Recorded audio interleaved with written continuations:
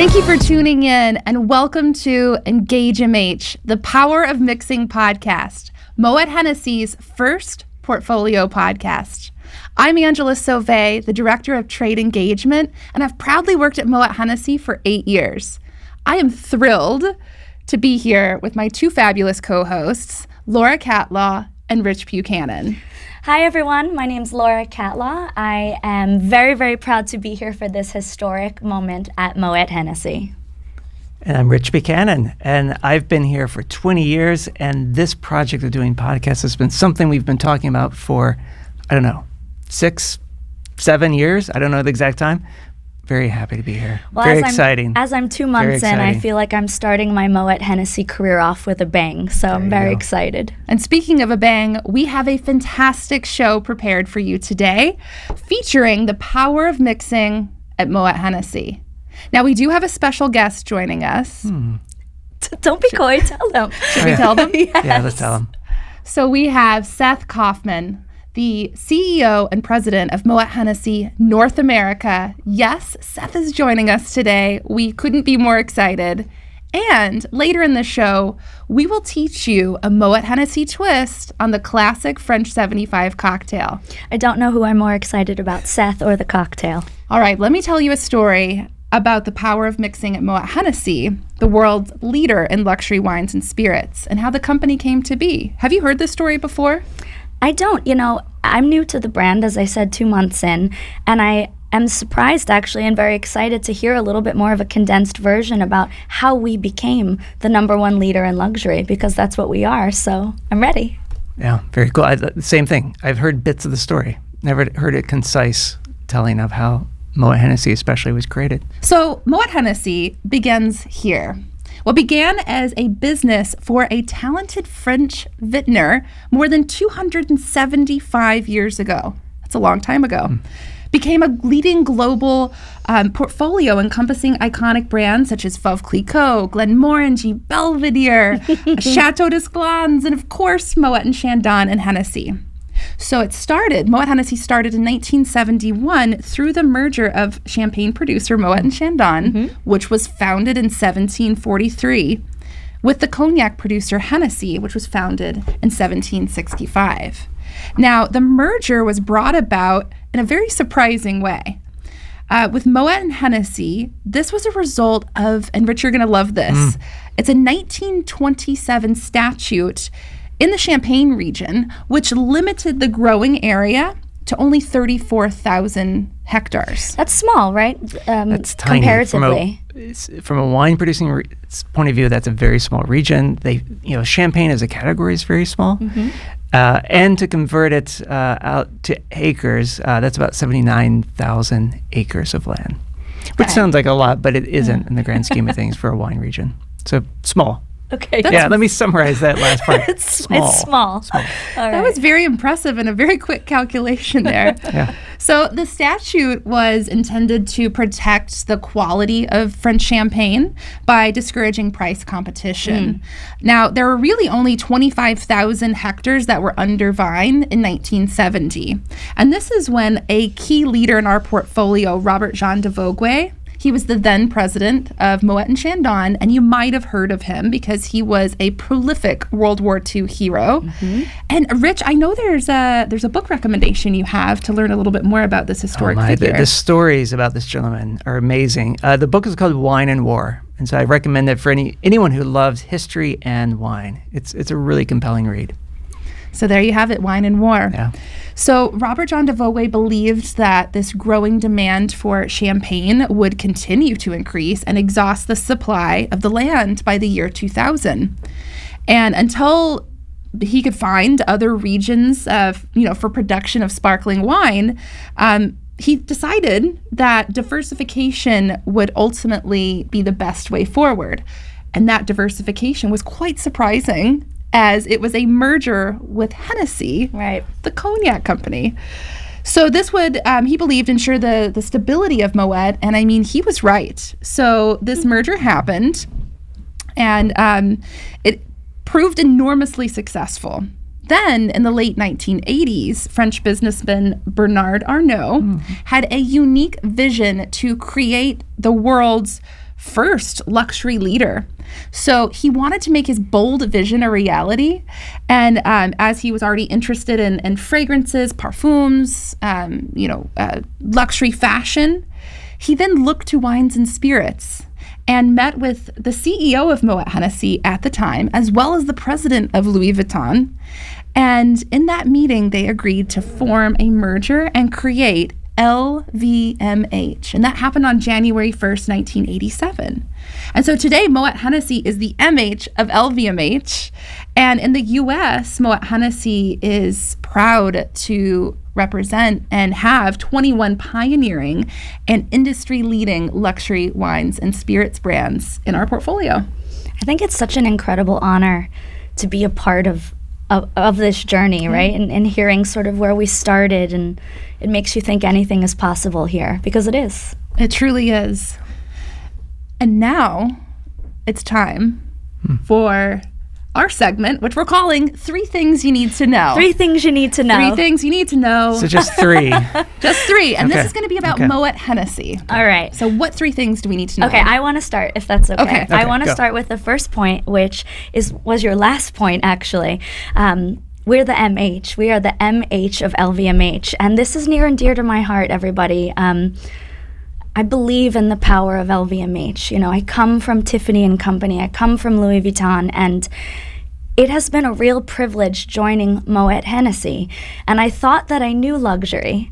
And then I came here and I discovered how much Moët Hennessy embodies the mindset of luxury in ways that other brands simply don't. I'm going to say that, in ways that other brands simply don't. Moët Hennessy to me has patience, right? Patience Lots of is patience. Lots of an time. integral part of craftsmanship, and the craftsmanship is at the heart of what makes us a luxury brand. I can't help but think about all of the different houses and the art de vivre they all have, the joie de vivre, the joy of living. It's not teachable. I think about the different winemakers and everyone's passion that they put into everything. You can't teach that. And that is just in our blood here at Moët Hennessy. But I think the favorite thing I've discovered in my very long tenure of 2 months, Yes. but what I see more than any other luxury brand I've worked for, is our ability to blend, right? And we are this perfect blend of heritage. I keep thinking about Ruinart, 1729, the first champagne house, right? So the origins of what we live our life in today, Ruinart, that is part of our house. And then you mix that against all of the new spicy, fun partnerships like Vulcan and Woodinville Whiskey and Armand de Brignac, which is one of my personal favorites. It creates an incredibly pioneering environment to live in. So I've always been a proud member of LVMH, and now that I am the MH of LVMH, I've never been more proud to work for such a pioneering and exciting brand. Oh, I'm taking that word pioneering. You're gonna steal my word? I'm stealing your word, not You giving can it back. steal it. I think I'll take the second point. And to me, what's special about this group is there's this thread that runs through all the Maisons. It's this thread of being pioneers. And we can look through the Maison and we see brands that were the first or innovative in their category in certain ways. Think about champagne. Madame Clicquot, also known as La Grande Dame, in the Champagne region. She was this amazing business person. And then on top of that, she was quite the pioneer from a kind of a technical winemaking point of view. So the first time we have a vintage dated champagne, which was a big deal, was 1810 at Clicquot. The first time we have the invention of the riddling table, which changed how champagne is made from that point on. Also, she introduced a revolutionary way of making rosé. And it's a process that people still use to this day in the Champagne region. She literally changed the face of champagne. I wish I could meet her. I know. I like to lovingly call her the mother of champagne. Truly, champagne as it is today wouldn't exist without her bold, audacious innovations, right? You should read the book, The Widow Clicquot. All right. That's book number 2. That's Book number 2, All yeah. right, I have 2 books. This is Rich's book club. And then taking that idea of pioneering, we look at, in Argentina, Terrazas de los Andes, pioneering in terms of high altitude winemaking. Or Belvedere in the spirits world. Belvedere is 1993, the first super premium vodka. And now, today, they are the first super premium vodka to go fully organic. Yeah. And at the same time, they're running the greenest distillery in Europe. That's impressive. So pioneering in terms of innovation, in terms of the environment, in terms of sustainability. Some really fun stuff happening. Yeah. Wow, that's incredible. Well, I guess it's on me for point number 3. Yeah. So when I think about Moët Hennessy and I think about 3 things that you need to know, the third one, which I was inspired by both of you, is it's all about the people. It's about diversity. It's about inclusion. And at Moët Hennessy, we're leading the way in the industry for IDE efforts. I'm sorry, what is IDE? Inclusion, diversity, and equity. Okay. And we actually have a team who are on a mission to create an open, inclusive environment where everyone is welcome and your experience is welcomed. It's something that I'm so proud of, to work for a company that's really building out what the future of luxury wines and spirits look like and what it feels like to work there in a respectful, diverse, and equal way. I've never worked for any brand that so embodies what it believes. Yeah. And I think it's really important to champion not just in what you think, but in what you do. So I hear that theme throughout everything that we're talking about. It makes me very proud to be here and to be a part of this. Up next, it's time for a segment we call Behind the Bottle. Are you ready? Yeah, this is exciting. I'm going to squeeze behind this bottle, but yeah. Our bottle, well, actually behind the bottles, plural, because today we're going to learn about Moet and Chandon Impérial and Hennessy V.S, our company's 2 lighthouse namesake brands. Oh, yeah, I see what we did there. Moet. So I would love to jump in and kick off this Behind the Bottle segment talking about the beautiful Moet and Chandon Impérial. Before I even jump in, something I love to note about this is every time that you are sipping on this beautiful champagne, you're sipping on 275 years of storytelling, incredible heritage, incredible legacy, incredible standards of luxury. When I look at the bottle, the first thing that jumps up to me is obviously Moet, and this is my opportunity, new to the brand, to establish that no way you ever say Moet, right? So we say Moet, and this is the world's most beloved champagne. I mean, think about it. Every single second, a bottle of this champagne is popped all around the world. That's incredible. There it goes. I heard it. If you guys could describe some tasting notes for this, what would you describe it as? Well, I'll start, I think. Right off the bat, bright fruitiness. Which makes me think of a seductive palate. And an elegant maturity. Yeah. All right, I might throw alluring in there as well. Alluring, yeah. That's my 2 months in what I experience when I taste it, right? Something that I think is really important to note about this champagne, though, is it's basically taking a journey to the Champagne region in a glass. Not so much what's behind the bottle, but what's in the bottle being so special. I love that. Yeah, really. It's the perfect blend of all 3 grapes that really are the basis of how we make champagne, right? So Pinot Noir, Chardonnay, and Meunier. So it's you transport yourself away every time that you are sipping on this beautiful champagne. And every time I have a glass of Moet, I like to pair it with fun, fabulous foods. I mean, you can have your oysters, your scallops, your sushi. I just tried it with pizza. Exactly. Pizza and French fries. Yes. There was something in the bubbliness of the champagne against the salt in the French fry. It's an addiction I have now. Champagne and pizza. Yes. Champagne and French fries. You heard it here. You have to try it. Yes. So we'll move from the most beloved champagne to the most beloved cognac. How's that for a segue? That was an excellent segue. Pretty good. Yeah, there you go.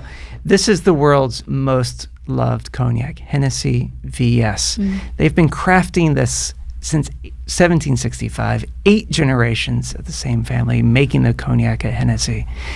We talked about the descriptors for Moët Impérial, right? The bright fruitiness, elegant maturity, seductive palate.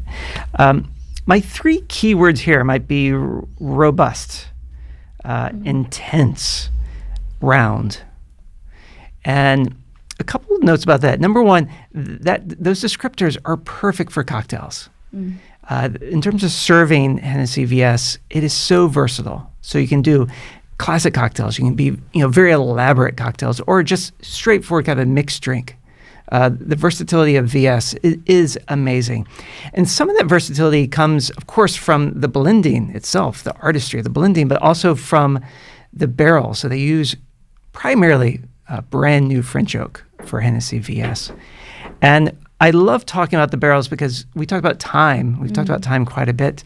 And, Hennessy cognacs in general for the entire line, so VS, VSOP, XO, those three marks are aged on average about 4 times more than the minimum requirement is within the region of cognac. And what's interesting when we look at other cognacs on the market, our VS is actually often older than our competitors' VSOPs. That's incredible. That's a great fact to know. Yeah. I mean, time is it, right? Time is the ultimate luxury. But I did want to just touch on one of my favorite topics, especially with VS, is cocktails.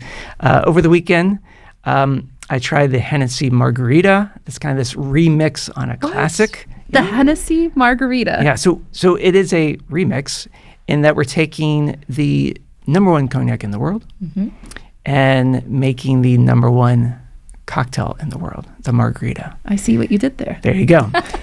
You can use exact same measurements you would for a normal margarita. You're just switching out and using Hennessy V.S. I made it a little spicy, which I thought was pretty good. But I do love the versatility of Hennessy V.S. It goes with everything. Amazing. Yeah. What does V.S. stand for? Good question. V.S. is a very special blend, I like to say. So V.S. is very special. VSOP, very superior, old pale. But V.S., very special. Well, I've learned a lot. And thank you for sharing behind the bottle. Yeah.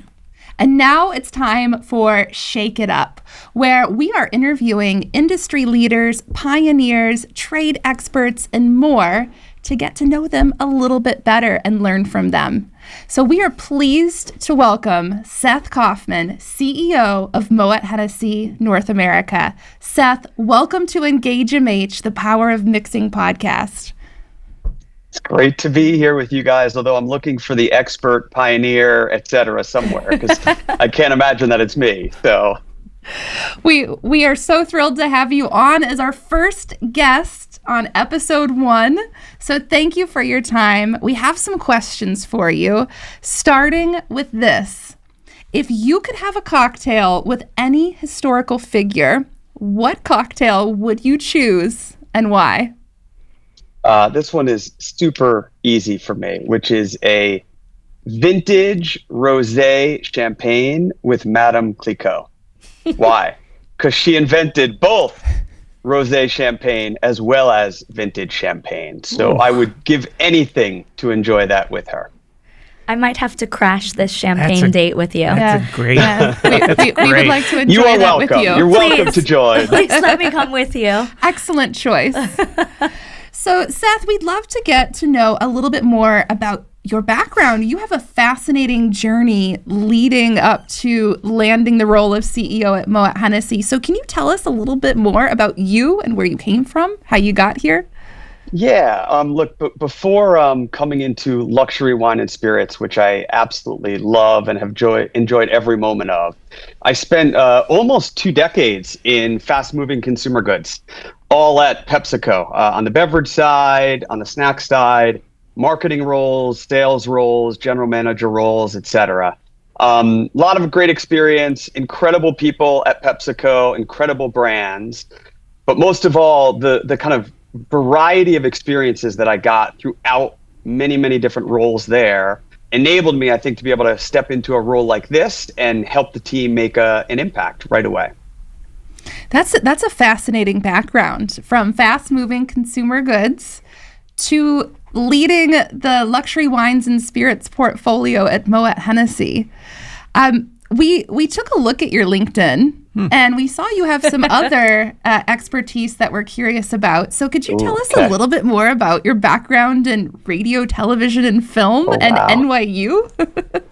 Yeah, so actually right out of undergrad, I went into radio advertising sales and actually thought I would do that for my career. I was following in my father's footsteps, who was in that industry, and really enjoyed it when I interned there. I recognized after just a few short years that it wasn't necessarily as challenging as I wanted it to be, and therefore decided to go to business school, wanted to go into brand management, and that became the beginning of where I am now.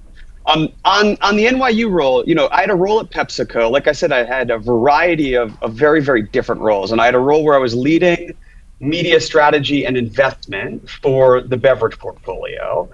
At the same time, I was actually going back to school, and at the time was pursuing my doctorate, which I gave up because I then wound up having 3 kids, was traveling across the country for a job, and I couldn't continue to do that. But what it opened my eyes to was just a passion that I had in academia in general, and reached out to NYU, and they had a class that was called Innovations in Marketing, and put together a curriculum that was about media strategy and consumer engagement, and taught for a semester there, which was just an absolute blast.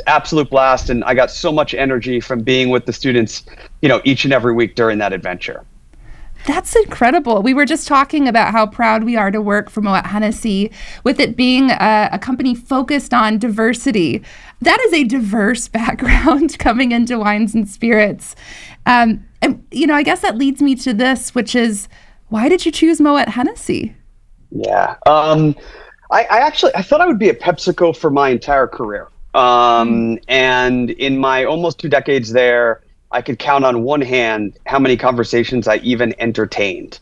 But when I got a call from LVMH, I thought, oh, this could be interesting. And with each and every conversation, I fell more and more in love with the opportunity, with LVMH as a whole, with Moët Hennessy specifically, and with the challenge that this business in North America had, and the opportunity to come in and make an impact with the team. So while I went into the first conversation with LVMH thinking it was going to be a conversation and that was it, I came out of that wanting to have the next conversation, came out of that conversation more energized than the first, and so on and so forth to the end of the process, which ended in the Paris apartment, actually. So what a way for Moët Hennessy to sell a candidate on the opportunity, right? Going to one of the most amazing experiences that we have. The elusive Paris apartment. I don't remember that in my interview experience, Seth. I'm very sorry. I shouldn't have mentioned it. I didn't go to the apartment. You can send me anytime you like. You can make it up to me. We will gladly experience the Paris apartment. So, that's incredible. And here's the interesting thing about your journey into wines and spirits is that you arrived just as the world was shutting down with a little thing called COVID. What was that like? And how, that must have been so tricky for you. Yeah, look, obviously it was a challenging time for everyone. And stepping into a new role and trying to learn a business at a time when there's a massive human health crisis and economic crisis going on makes it more challenging, obviously, to think about the business. That said, I think it steepened my learning curve because of the intensity of what was going on and being able to kind of learn very, very quickly what I needed to with the team to help the business. Number 2, it helped strengthen the relationships on the leadership team because we spent so much time together. In the beginning of the pandemic, we were having daily crisis calls. Those moved to weekly and ultimately to monthly. And then maybe even more importantly, it allowed me to get to know the organization and where the organization and the team could be super agile, where there were areas that I needed to help remove barriers and obstacles. So, even though it was a horrible, horrible time overall, and, unfortunately, so many people lost their lives during that time, and just something that it's really hard to even wrap your mind around and think about. As far as the experience at Moët Hennessy, I think it helps steepen not just the learning curve, but the overall experience and enrich the experience. And I think I'm in a better place now, having gone through that, than if I was 3.5 years into the role without having had that very, very intense crisis where I could work with the team to help overcome the obstacles. I know on behalf of Rich and I, we were here as you led the company and navigated this incredibly difficult time. We just want to say thank you. Yeah, it was great. The leadership during that time was amazing. Yeah, well, thank you. It was the whole team. Team. Yeah. What now that we are hopefully coming out of this crisis, right? What are the major changes that you've seen and experienced in the wine and spirits industry from when you started in 2020 and to now, in 2023? Yeah, look, I think some of the big ones, certainly premiumization was a big one. Although, now during a tough economic context, consumers are trading down. I don't expect that to continue. I think once we get through this crisis, consumers will go back to the high end. But I'll just take bubbles as an example. Prosecco had widened the household penetration of bubbles. Consumers during the pandemic, because they weren't spending their money on going out, on traveling, on all of that, traded up to champagne. And once you try our incredible champagnes after you're used to drinking Prosecco, there's no other choice to make other than you're going to continue to buy the champagnes. That happened across a lot of categories. And again, I expect that to come back as we rebound from this economic challenge. That's one. Two is just the explosion and the change of the at-home occasion. People becoming their own bartenders, getting more into mixology, hosting their own gatherings, and really thinking about what it means to build a home bar, a home wine cabinet, and really, really experience a different kind of togetherness, celebration. Some of that was Zoom and toasting with people. Others were hosting small gatherings. I mean, even some kind of at-home high energy parties, which I don't know that I would have endorsed super early on in the pandemic. But I think the at-home occasion itself has changed fundamentally and will continue. And then the other thing is, and this doesn't necessarily help our business today that much, but some shifts in category behavior, the acceleration of tequila even more, but also ready to drink. And ready to drink's one that obviously we all have to keep our eyes on. There's not that much that's luxury about it, but it certainly is meeting an unmet consumer need. So I'll be super interested to see where that goes over the next few years. And we will too. So thank you for sharing the insights on that difficult time and the trends that you're seeing. Now we'd like to talk to you a little bit about your role and ask you this question. What is your favorite part of your role? My guess is this will be no surprise to you guys or to anyone who tunes in, but without question, it's spending time with the team. It is helping coach and develop our people, and it's removing barriers and obstacles that get in the way of the team so that I can watch our extraordinarily talented team do great, great things. That is what gets me up every single day. It's what will continue to get me up, and it's what gives me the energy that sometimes people say I have too much of. You've certainly put a smile on all of our faces, and thank you for your leadership. Now we have the opposite of your favorite. What is the hardest part of your role? Yeah, look, I think, and this can be said for a lot of people who run businesses broadly, which is time prioritization, overall prioritization, and figuring out what are the bets that need to be made that can have the best return for the business, and then staying disciplined against whatever those choices are. It's hard because there's a distraction around every corner. It's hard because there are people that have different perspectives across the organization, outside of the organization. But it's something that, I get joy from helping figure out with the team how to prioritize my time, their time, how to prioritize resources, and then stick to that. So not necessarily the most fun, and certainly one of the most challenging, super, super critical for anyone in a role like this, in my mind. And, time is the ultimate luxury. So when we think about luxury, it is time. And when you give it, you can't give it back, right? This is true.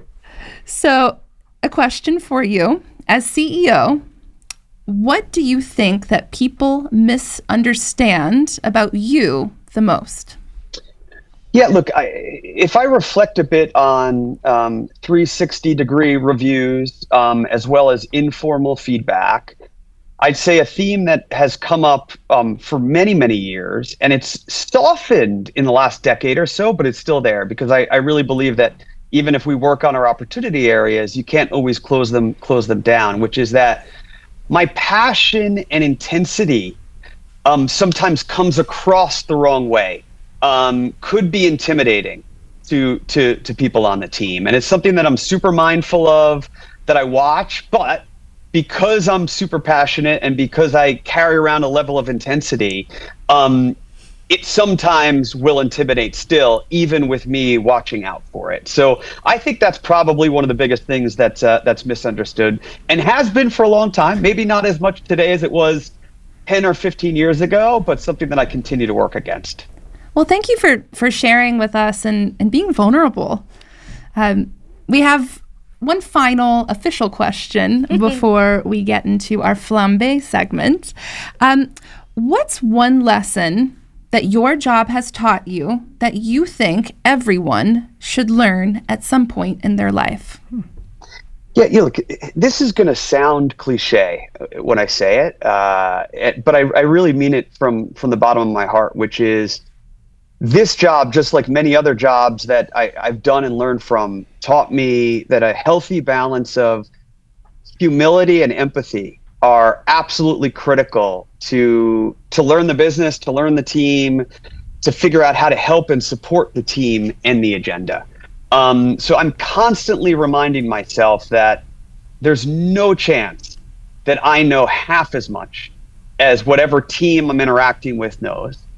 And if I also don't at the same time think about putting myself in the shoes of the other people on the team, or other people in other parts of the world within our company, it's going to be really, really hard to get stuff done the right way. And again, I say it's going to sound cliche because a lot of people throw around those two words quite loosely. It's something that I fundamentally feel and live by, and this job has taught it to me, just like other big jobs historically have taught it to me. Wow, I'm blown away, and empathy is something that is so important today, right? And I'm proud at Moët Hennessy that it is part of our manifesto. It's the first line. We lead with empathy. Well, thank you, Seth, for sharing. Now it's time to get in the hot seat with flambe. All right, I expect you to bring some of that passion and intensity to this section, okay? I'll be disappointed if not. All right, so let me tell you a little bit about getting flambéed. So these are questions geared to get to know you a little bit better. Don't think about it too much. Just go with your gut instinct for me, okay? You got it. Are you ready? Are you ready to be flambéed? You told me not to think. I'm sorry. All right, let's do. You ready? 3, 2, 1. Champagne flute or white wine glass? White wine glass. Favorite TV show? Succession right now, but Game of Thrones is all-time favorite. Game of Thrones, yes. All right, I support it. By far all-time favorite. All right, I'll second that. All right, a very serious question for you. Hot dog or hamburger? Both. You don't get both. Okay, fine, both. That's fine. Hamburger. Fine. All right. Okay, best compliment that you ever received? That I'm the best dad in the world from my kids. That's so I don't know if it's true, but I certainly believe it when they tell it to me. Oh, good. Well, that's all. Messaging's all that matters, right? All right. Whispering Angel by the pool or Vulcan XA in the club? Yeah, probably Vulcan XA in the club. I love you right now for that choice. Okay, well, tell me, what's the favorite part of your day? Favorite part of my day is probably, and this doesn't happen every day, but when I can, getting on my bike, whether outside or inside during the winter and reflecting on the day, the impact that hopefully I'd had, and what I need to change or think about for tomorrow. It's my good kind of individual thinking time when I'm in a zone on the bike. Do you have a bike in your office? That way you can prepare for meetings? I don't. I have thought about it. I really have. All right. Not as of yet. All right. LV sneakers or Beluti loafers? LV sneakers. All right. That's my favorite too. And what's your favorite city in the world? London.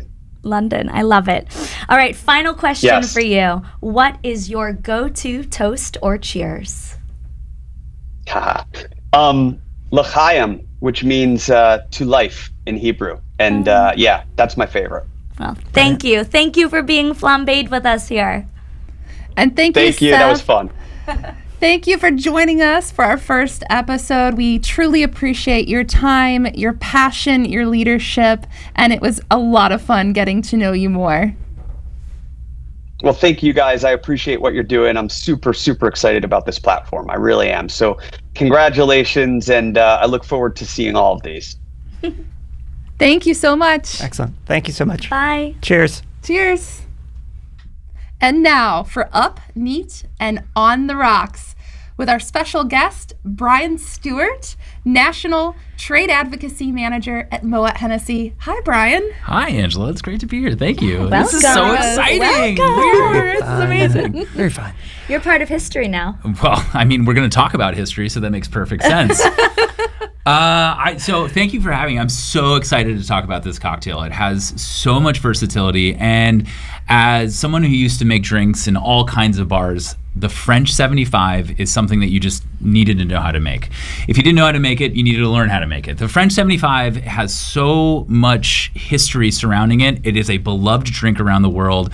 It is a symbol of celebration. It is a symbol of just beautiful cocktail making, and it laid the brickwork down kind of for elevating cocktails into a more luxury style. So the French 75, and buckle in, because we're going to go through some controversy. I'm buckled. Yeah, okay. Get I'm ready. So the French 75 has its place in history, and there are probably not the same cocktail historian that will tell you it has the same story. It goes back to, we see maybe the first printed version of a French 75 around 1919 in the ABCs of Mixing cocktail book. But that particular cocktail had Calvados in it, grenadine, champagne. Now let's go back a little bit further. So before any of that happened, there was the champagne cup. And the champagne cup was champagne, citrus, and sweet. And that was known as the champagne cup. And this was Charles Dickinson's favorite cocktail. And he loved serving it with Tom's gin. Oh, there's a little bit. Okay, so now we're getting into kind of where the French 75 might be going. But skip forward to probably the most important date, which is 1930. The Savoy launches their cocktail book, making the French 75 extremely famous. This is a drink that all of a sudden celebrities are drinking. It is the cosmopolitan of our day. It takes over all of what the popular channels would be. And people start to drink this cocktail. And we start to see it with gin as opposed to cognac, which is a little strange. Because if we move back to, again, where this cocktail originated was in World War I. And it was named after a particular type of artillery called the Howitzer 75 millimeter cannon, or the field cannon. And this cannon was the first to have a self-recoiling system. It was actually credited for winning the war. It became a symbol of hope. So this drink, the way that it was styled and the way that the Savoy made it, was said to have kind of the same effect of being shelled by this cannon. Or packs a punch. Packs a punch. Packs a punch. Is absolutely correct. It is absolutely correct. So much so that this cannon, and it was so beloved by the French airmen and the British airmen that they would come back from flying a mission, and when they came back successfully, they would take the used shells from this cannon and fill them with cognac and champagne and drink out of that as in terms of celebration, maybe again laying down the brickwork. So I don't know if you get what I'm getting at here. There's some controversy. A French 75, does it have gin or does it have cognac? Well, it wasn't until 1948 where we see the drink listed again in another mixology cocktail book, and it said that if you swap out the cognac for gin, this is no longer a French 75. This is more of a Tom's Collins with champagne added to it.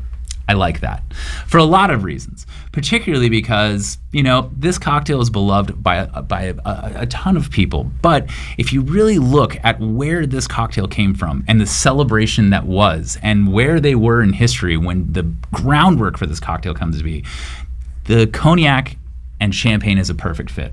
Now, the other part of this is it doesn't deserve just any type of cognac. You have to have a special cognac.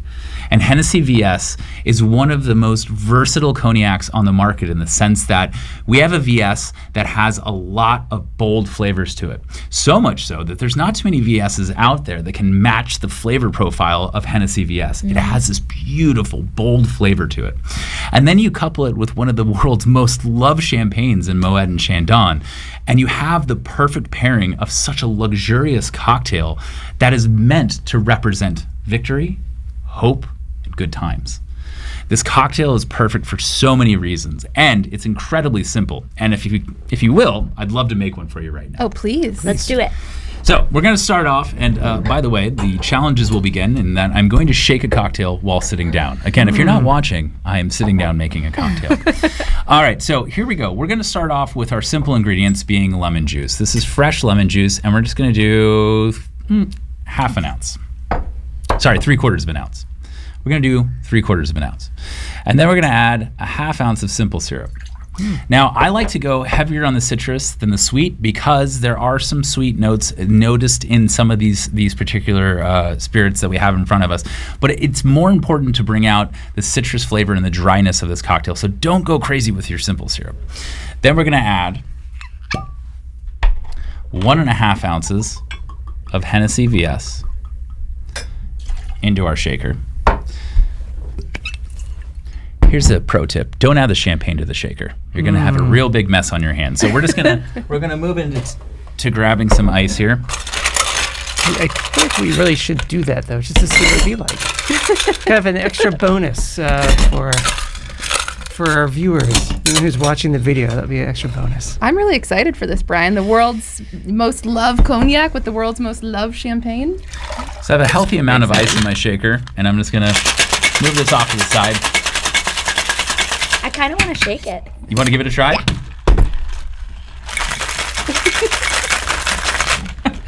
Perfect. Nicely shaken. As they say in the Very industry, well done. as they Thank say in the you. industry, don't overshake it, you'll kill it. All right. So then we're just going to take our strainer. I'm going to put my Hawthorne strainer right over the top, and we're going to put this into what would traditionally be known as a champagne flute. Now, again, this cocktail oranges back to having a Tom's glass served over crack ice, but I feel like that's kind of more in the Tom Collins region. Then we're going to add just a little bit of this absolutely gorgeous, perfectly dry Moet and Chandon champagne. And then I'm going to take a citrus peel that I've already pre-done, and I'm just taking the, not the piss side, the actual fruit side, over to the cocktail and just putting those essential oils into the glass and then dropping it in. And you have one of the world's most beloved cocktails here. And I think it's important when talking about the French 75, where we get so, particularly bartenders, get so just involved in, you can't do it this way, you have to do it this way. You look at the evolution of this cocktail, and different countries, different celebrations were forming how this was enjoyed, which kind of says this: as long as you're using some of the world's finest products like Hennessy V.S. and Moët and Chandon champagne, and you use fresh ingredients, this cocktail will be enjoyed no matter what. It has the makings for the perfect style, and we don't have to settle for these traditional ways of making cocktails. We just have to respect what came before us. And then we can continue to innovate in that style, even if it's a classic cocktail. That's why this particular drink is one of my favorites, and this is the French 75. I cannot wait to try this. Thank you all for joining us today for our first historic episode of the engageMH Power of Mixing podcast. It's been a real pleasure. Like, follow, subscribe, YouTube, Instagram. And as Seth would say, L'chaim. L'chaim.